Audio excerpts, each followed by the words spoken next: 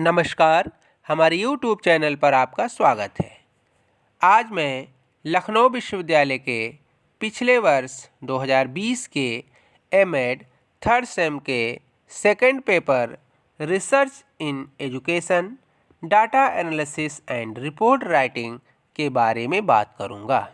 इससे आपको पेपर के पैटर्न के साथ साथ क्वेश्चन के बारे में भी पता चल जाएगा कि क्वेश्चन किस तरीके से आते हैं, जिससे आप अपने एमएड थर्ड सेमेस्टर की एग्ज़ाम की तैयारी अच्छे से कर सकते हैं और एक स्ट्रेटजी बनाकर आप अधिक से अधिक अंक हासिल करने के लिए तैयारी कर सकते हैं।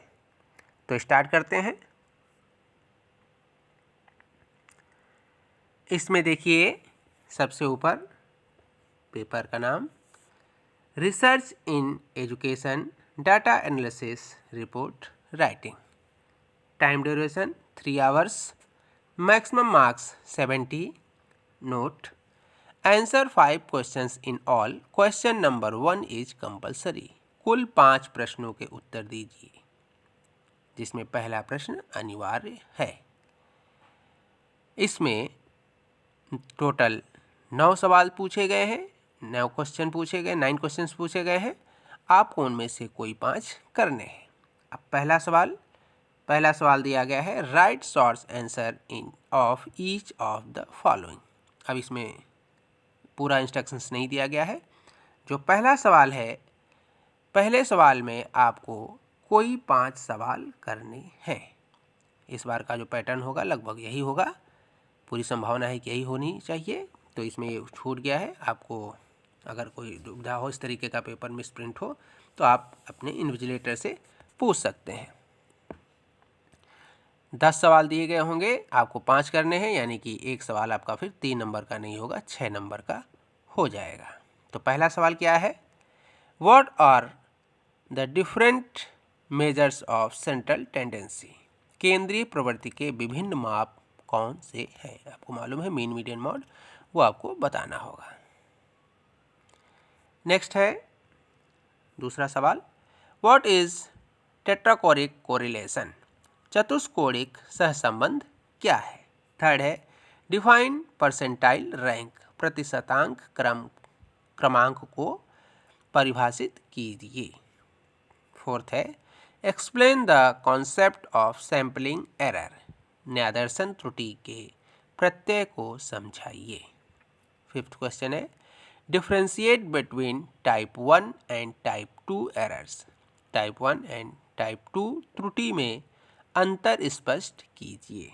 ये काफ़ी इम्पॉर्टेंट है, आपको ये देखना होगा और कंपटीशन में भी काफ़ी ये पूछा जाता है। नेक्स्ट है, explain the concept of degree of freedom, स्वतंत्रता के अंश के प्रत्यय को स्पष्ट कीजिए। डिग्री ऑफ फ्रीडम का फार्मूला आपको मालूम होगा, df = n-1। तो इसको आपको स्पष्ट करना है। नेक्स्ट है, what do you understand by sign test, चिन्ह परीक्षण से आप क्या समझते हैं।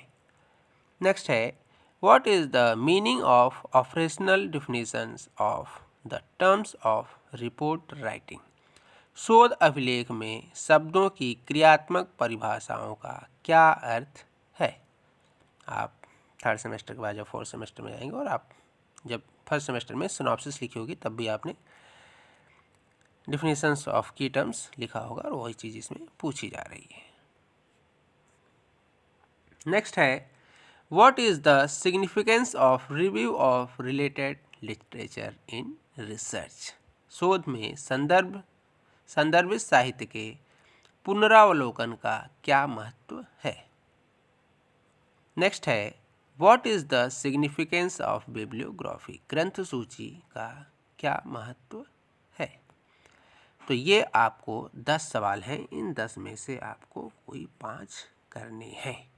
जो आपको 5 इजी लगे वो आप करेंगे। एक सवाल इस तरीके से 6 नंबर का हो जाएगा। अब आगे कोई 8 सवाल दिए गए हैं, इनमें से कोई आपको 4 सवाल करने होंगे। लेकिन ध्यान ये रखिएगा कि जो सवाल दिया है, जैसे दूसरा सवाल है, तो इसका अगर आप दूसरा सवाल अटेम्प्ट करेंगे तो इसका पार्ट 1 एंड पार्ट 2 यानी कि पार्ट ए पार्ट बी दोनों करना होगा। दूसरे का ए और तीसरे का बी करेंगे तो एक सवाल नहीं माना जाएगा, या तो दूसरे का ए चेक किया जाएगा या तो तीसरे का बी चेक किया जाएगा। तो इस चीज़ को आप ध्यान में रखिएगा। अब इसमें पहला सवाल क्या है, पहले का दूसरे सवाल का A, what is quartile deviation, write the formula of calculating quartile deviation. चतुर्थांक विचलन क्या है, चतुर्थांक विचलन की गणना का सूत्र लिखिए। बी पार्ट है, compute the mean using short method from the data given below. नीचे दिए गए प्रदत्त की सहायता से लघु विधि द्वारा मध्यमान की गणना कीजिए। तो ये आपको पहले तो आपका थ्योरेटिकल हो गया, दूसरा आपका न्यूमेरिकल हो गया। अब आप इस चीज़ में ध्यान रखिएगा कि इसमें दिया है शॉर्ट मेथड, तो शॉर्ट मेथड का जो फार्मूला है आप उस फार्मूले के ऊपर ही सवाल को हल करिएगा। आपको मालूम है कि मीन शॉर्ट मेथड से भी यूज़ निकाला जा सकता है और डायरेक्ट मेथड या लॉन्ग मेथड से भी निकाला जाता है। तो शॉर्ट मेथड का आपको फार्मूला मालूम होगा अगर, तो आप उससे आराम से निकाल लेंगे। Assumed mean plus summation F D upon N into I. तो इस फार्मूले से आपको निकालना होगा। थर्ड सवाल है, तीसरा क्वेश्चन का A part, write the note on different methods of calculating correlation coefficient. सहसंबंध गुणांक की गणना कीजिए, गणना की विभिन्न विधियों पर लघु टिप्पणी लिखिए। सहसंबंध गुणांक की जो अलग अलग विधियां हैं उस पर आपको टिप्पणी लिखनी है। नेक्स्ट है ये न्यूमेरिकल आ गया, given below are the scores of 8 students in mathematics and English. Calculate the correlation between the scores of 2 subjects using rank difference methods. इसमें भी आप मैक्सिमम जो मेथड्स यूज़ किए जाते हैं, रैंक डिफरेंस मेथड और कार्ल पियर्सन का product moment method. तो आपको इसमें रैंक डिफरेंट मेथड यानी कि स्पीयरमैन मेथड का यूज़ करना है। तो आपको इस सवाल का हल करना है। नेक्स्ट है फोर्थ का A, explain the concept of standard error, calculate standard error using following data.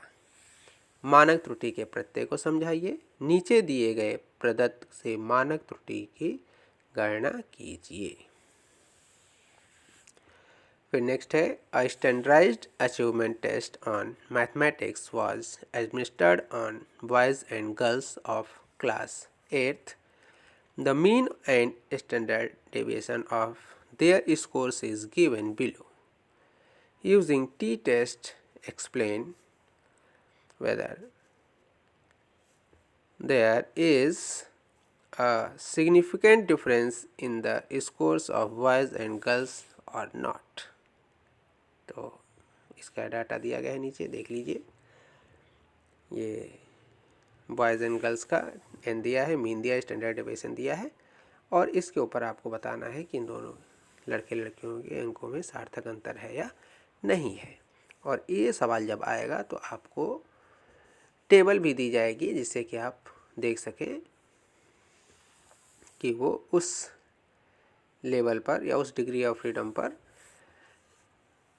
Table value क्या है और आपकी कैलकुलेटेड वैल्यू क्या है, और उसके आधार पे ये डिफरेंस होगा या नहीं होगा। तो अगर इसमें नहीं दिया है उसको तो आपको क्वेश्चन पेपर में टेबल दी जाएगी। नेक्स्ट है, what do you understand by analysis of variance, discuss its utility, what is the difference between analysis of variance and T test. प्रसरण विश्लेषण से आप क्या समझते हैं, उसकी उपयोगिता समझाइए। प्रसरण विश्लेषण तथा टी परीक्षण में क्या अंतर है। 6 का A, what is median test, मध्यांक परीक्षण क्या है, और दूसरा है what are the general features of chi square test, explain the different steps to calculate chi square. काई वर्ग परीक्षण की विशेषताएं क्या हैं, काई वर्ग की गणना के विभिन्न चरणों को स्पष्ट कीजिए। Next, what is the difference between partial correlation and multiple correlation? आंशिक सहसंबंध तथा बहुचरीय सहसंबंध में अंतर स्पष्ट कीजिए।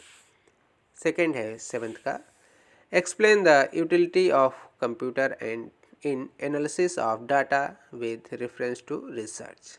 शोध के परिप्रेक्ष्य में सहसंबंध के विश्लेषण के लिए कंप्यूटर के प्रयोग का विवरण दीजिए। 8वें का पहला, what are the different source and methods for identification of a research topic, explain in detail. शोध विषय के पहचान के लिए विभिन्न स्रोत व विधियां कौन सी हैं, विस्तार से वर्णन कीजिए। B, write a short note on different types of variables in research. शोध के विभिन्न प्रकार के चरों पर लघु टिप्पणी लिखिए। और 9वां जो अंतिम सवाल है, explain the different steps of writing a research report, what precautions you should take while writing a research report. शोध आलेख लिखने के विभिन्न चरणों को स्पष्ट कीजिए। शोध आलेख लिखते समय आप किन सावधानियों को अपनाएंगे? तो आप इस पूरे पेपर को देखिए। इसमें थ्योरेटिकल और न्यूमेरिकल दोनों पूछे गए हैं। न्यूमेरिकल अगर आपका पूरा सही हुआ तो आपको पूरे के पूरे मार्क्स मिलेंगे, लेकिन गलत हुआ तो पूरे के पूरे मार्क्स आपके कट जाएंगे। तो आप दोनों का कॉम्बिनेशन अच्छे से बना के, थ्योरेटिकल अगर आप छोड़ देते हैं तब भी आपको मार्क्स का नुकसान होगा, और न्यूमेरिकल छोड़ते हैं तब भी। तो आपको दोनों को बैलेंस बनाकर अच्छे से तैयारी करनी है, जिसमें कि आप अच्छे से अच्छे मार्क्स प्राप्त कर सकें। इसके पहले के पेपर को भी मैंने अपने यूट्यूब वीडियो पर डाल रखा है, तो आप चाहें तो और भी क्वेश्चंस देखना चाहें तो पुराने पेपर और भी आपको इसी डॉक्टर सुनील एजुकेशनल क्लासेस पर आपको पिछले पेपर भी मिल जाएंगे। तो आप अच्छे से तैयारी करिए और अच्छे मार्क्स प्राप्त करिए। आज के लिए इतना ही, धन्यवाद।